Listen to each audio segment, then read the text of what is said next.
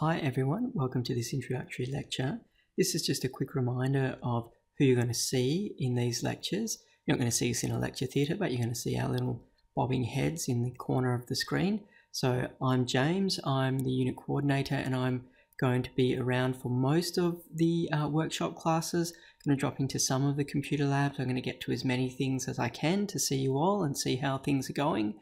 The other person that you're going to see stuck in the corner of the screen is Marit, and in your workshop classes / tutorial, whatever we're going to call them, and the computer labs, you're going to meet some tutors, and there are a range of them, and they provide really important source of support. So do make sure that you value the tutor's contribution, give them the respect that you would give a lecturer.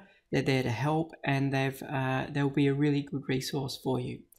In general terms, where do we come from? We're mainly from we're not a school anymore with all these mega mergers, just the discipline of agriculture and resource economics.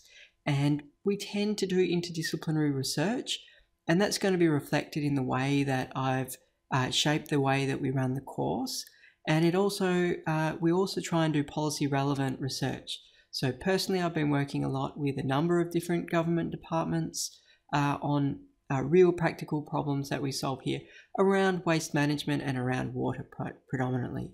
So this interdisciplinary sort of approach from the field that we come from is reflected in the way that the teaching takes place for the course. So what I'm going to cover now, some motivation to try and explain a little bit about that idea of interdisciplinary research, a bit of the structure of the course, assessment mechanisms. And throughout the material that's posted this week, there's also going to be some revision on topics. But that'll be in a subsequent lecture, but the lecture will be in this week, so you're going to see it if you're watching this. Okay, here's something from my own personal research. What I've got here is two pictures, one of which is a long trapezoidal drain, and the other is something that has been created into a living stream. So we have this interface in our urban environment where we have some infrastructure, so our drainage infrastructure. We can make concrete trapezoidal drains and we can fence them off. And you can probably think of some compensating basins around the community, which are these fenced off depressions in the landscape. And you can understand that they're not very attractive. What we've got here is a transition to something which we call a living stream, and it's an established ecosystem performing a range of functions as well as the drainage function. So what I'm interested in is how do we move away from, this traditional trapezoidal drain to something that might be more like an ecosystem that can perform a range of different functions. And when you look at trying to implement those sorts of changes, you find that you need people with all sorts of different skills. You need engineers, you need these projects to be driven by the local community. We need technical science staff. We need economists to work out how to make this stuff work. And we also need to be able to influence public policy. So we need those governance and political science people. So we've got hard scientists, we've got sort of natural scientists for environment, we've got a whole range of social scientists, and we need to pull them all together to come up with a story. So in this particular example, so we had this is something that we were looking at. We were looking at the environmental impact. So that's sort of more in the area that most of the people in this course would be interested in. And you can see here differences in the data that we've got. If you look at that trend plot, so we're trying to monitor our water conditions, and we show that, look, there really was a decrease in the nitrogen and phosphate levels in this catchment, directly associated with the restoration works that were done. The other big part of this was showing some amenity benefits. So the zero line in this plot shows the baseline, and you can see here we've got various different models. If you look at that dummy variable model, it's showing that at the start things started to go down in terms of a negative impact on residential houses. After a few years after the site started to grow out, we had some back to the base level, and by the time we got to sort of the 2007 to 2013 period, we'd have a definite positive amenity impact that had been capitalized into house prices. We did some other things with this. We sort of tried to show how different models gave consistent results. And I guess what I want to show, and I worked with or collected information from local community groups. We did have people from the hard engineering side of things all together, and so you need to bring all of these people together to be able to move from what I think is pretty old, outdated thinking, which is going to build concrete drains, to thinking about building environmentally sustainable systems. So that's why you're going to see in this course, you're going to see things about people and how the public policy side of things works, as well as the actual science side of things. All right, now in terms of the way that we're going to break up your teaching, what we've got is we've got broken it up into blocks of topics, so that kind of makes it easy for us to hang our hat around things. So I've got the first two here. So we're going to start off with biodiversity, and then we go into energy resources. And actually a big part of that is pollution and the costs of the way that we use energy. And I've sort of separated this out and said, look, there's sort of three things going on here. We've got lecture content, and that's just delivering material. And we've actually got two sort of streams. So you'll see that there's two blocks of lectures appear each week. One is going to be about concepts and really going through some of the technical background detail. And the other one is going to be to try and flesh it out within the context of the module. So within the context of biodiversity, or within the context of environment and pollution. We then try and build up your skills. So that's really about these tutorial workshops. I'm really unsure of the language to use. I mean, we're big groups, so I'm reluctant to say tutorial, but traditionally these are tutorial. And then we've got assessment, which is the reinforcement to check that you've understood what's happened. So in those, you can see that for some of the technical concepts things, it's going to be that the weight in the various assessment tasks is going to be in the assignments. And then for the context and understanding of those broader issues, they're going to be emphasized a bit more in these tutorial workshop questions and in the tests. And the format just rolls across the 4 modules that we'll do. So what we're going to see is we're going to have material uploaded on Wednesdays, and I'm not very creative, so I've just sort of labeled these A and B. So there's 2 blocks of lectures, and for the first block, you're going to have Fogarty and Merritt delivering material alternatively. So, that breaks it up a little bit, and these are the topics that I'm going to cover. And then the next one, you're stuck with me for the whole topic, and that's the same for the third topic, and then the fourth one, Merritt's going to come back and deliver some more material. The other thing that I want to emphasize is, sort of the advantage in the way that we're doing this. So I'm recording this and we don't have any lecture time. I'm not really too worried about not having any lecture time. There's quite a bit of evidence that shows that the retention rate is not very high for lectures. I'm hoping the retention rate of information will be a little bit higher with this delivery. But the thing that I want to emphasize is, look, in the traditional delivery, you came into a large lecture theatre, you had 2 lectures a week, or sometimes 3 in really math heavy content classes, and then you either have 1 or 2 contact hours a week. And that's really been cut down over time. What you're going to get in 1104 is, yes, I've put the lectures online, but we're going to have 3 contact hours. I mean, we call them hours. The university has 45-minute slots. So we're going to have a 45-minute sort of workshop tutorial, and then you're going to have a 90-minute, so it's sort of 2 hours in the timetable, computer lab. So you're actually going to get more contact time with me, Merritt, and our tutors than you would in a normal delivery. So I actually think that we're giving some additional value here. The tutorials and the workshops are different people, so you get a chance to have some interaction with different people. And at the end of the day, no one was really turning up to my lectures, so I didn't really see the point. In terms of the assessment and how that's going to work, so with the tutorials and the workshops, there's 5% allocated for those. So for the tutorials, you need to attend, tutorial workshop. There are some readings you need to do each week. There are some questions you need to answer, and you need to bring your work to the class. And I run around, or someone will run around at some point during that class and check off your work in advance. And you have to do some, discussion and engagement in the class. in the computer lab, that's a little bit different. You need to turn up. There's a set of structured exercises that you need to do, but as long as you stay there, you will get a mark for being there. You know, we're not going to let you watch Facebook or tune in and post stuff. We're going to make sure you're doing stuff, but as long as you're there and you're trying to do the work, you can get through things. You can also, it'll be explained a little bit more about how you can complete these in advance. But for the computer labs, sometimes there's a screen recording that you need to watch. So maybe you need to bring your headphones to the lab. And there are these reference guides that are pretty detailed.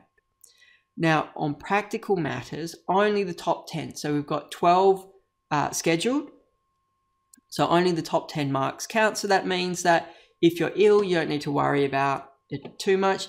Yes, please do try and attend a makeup class. But, you know, we're only counting the top 10 tutorials in the top 10 computer labs. So if you miss one, it's not the end of the world. For the computer labs, we have this idea that you could do them in advance if you wanted to, but you still need to come and demonstrate that you've completed all the work. The tutor needs to check off your work, but you can come and say, look, hey, I've done this work, I need to go. And this could be something for some of those of you that may have a clash or some issue. That will explain that in a bit more detail, but just letting you know that that's an option. So if you miss things, then you can attend another class. Again, this will be explained in your first classes. You can get an attendance slip and you can give that to your regular tutor. But that's something that we will explain in the first workshop tutorial and computer labs. The other main assessment, is assignments. So there are 3 assignments in the course and they increase in difficulty and they increase in weight. I've just called them simple, moderate and hard. That is a pretty reasonable reflection of how they go. They're based on the computer lab. So that's a really strong incentive to do the computer lab material. You do the computer lab material, you'll be fine with the assignments. Okay, maybe the third one, still a bit of an extension, but you will largely be okay. They're easy. The other, I guess, heads up is that there is a style guide to follow and there are exemplar work kind of style thing that show you what a HD would look like for each assessment type. So there's a lot of guidance for what you're going to do. This is scheduled as a first year unit, so we don't expect you to have had a huge amount of experience. We're quite in the process of still setting your expectations. Now, in terms of the final assessment option, there are 2 in-class tests. Each is worth 15%. They're multi-choice. I do something a little bit unusual in that there's an option for you to guess and you'll get the expected value, so which is 0.2 of a mark. Obviously, you won't pass the test with getting 0.2, but if you really have no idea and wanted to guess, you can actually say, look, I'll just take the expected value for the question. So there are some challenging questions in the test. On the upside, we make a clear delineation. So the first 2 modules get covered in test 1, the second 2 modules get covered in test 2. So that's making it a little bit easier for you. You only have to review half the course. There's a test, review half the course. Now, the test time is the scheduled lecture time in the CAS timetable. But if you can't make that because you have a clash, I also have a booking for 8 AM on the test day. We'll do the test details in a little bit more detail when we get closer to the event. Things that you might like to know or are important to know right up the front. We have a whole lot of processes in to ensure that there's moderation across the different groups and the different markers, but the Board of Examiners has the final say in your marks. I participated in the Board of Examiners meeting at the faculty level this year, and 2 units were sent back for adjustment to the marks. So final marks may not be your final mark. The university has a policy. You can look up the policy online. We're forced to comply with that policy. If you don't comply, you have to have a really good reason. We can argue about that sometimes. But in my most recent experience, there have been forced adjustments. Hopefully for us, everything will be fine. But I'm just letting you know right at the outset that we have to comply with that policy. Now, in terms of how things are going to go, I would contrast this unit with traditional units a little bit, in that we tend to, as of next week, have quite an active workload from week 2, where most units don't. But what we don't have is an exam. So because we don't have that exam, you have a much flatter profile. I've put the bumps in there for the tests and the assignments. And there's one tricky tutorial that people have really complained about. So that's with formal notation. So maybe that's a bump in the workload as well. So that's how it works. In terms of communication, note that the unit outline really should be your first port of call for the information you want. We can have this weekly announcement on Sunday night, Monday morning. Material gets uploaded onto the LMS. And I guess a reminder there that those readings that are going to get uploaded to the LMS are examinable. So work requirement, there are actually national guidelines for work requirement for a unit at a university in a bachelor's program. And so I've sort of broken that down consistent with the national guidelines. Well, they're not guidelines, they're actually requirements. So we have some contact time. The lectures are approximately 90 minutes worth of material each week is posted online. You then have the computer lab time, which again is budgeted at around about 90 minutes per week. And we have the tutorial workshop, which is 45 minutes per week. So we have, an expectation of this time of 120 to 160 hours for a unit. That's the range that are in the guidelines that you have to meet for a bachelor level course. And so you can think of the other activities that you need to do, a little bit of preparation that's bulking up that time, but also the assignments. And when I've sort of calculated how much time I think you'll need for the assignments, I think we're in that 120 to 160 hour range. All right, so what are you going to need to do? So those non-structured activities, so those in-class tests, to meet that 120, 160 hour bracket, you need to do some revision of your material to prepare for those tests. For the assignments, you need to revise your computer lab material. You will need to be writing in the introduction methods results discussion type format. So we emphasize, some high level cognition things through forcing you to write that way, and some presentation standards. You get a guide for that, but again, that's where the extra time comes from. So those assignments require some thinking. So when I put all that together, that gets me to what you need to know. What are your resources to deliver against this? So lecture notes and the recordings. For computer labs, there's some screen recordings. There's some documentation that I've written. So I've spent a lot of time trying to write this support documentation for you. Hopefully you'll find it valuable. I've invested a non-trivial amount of time trying to create that material for you.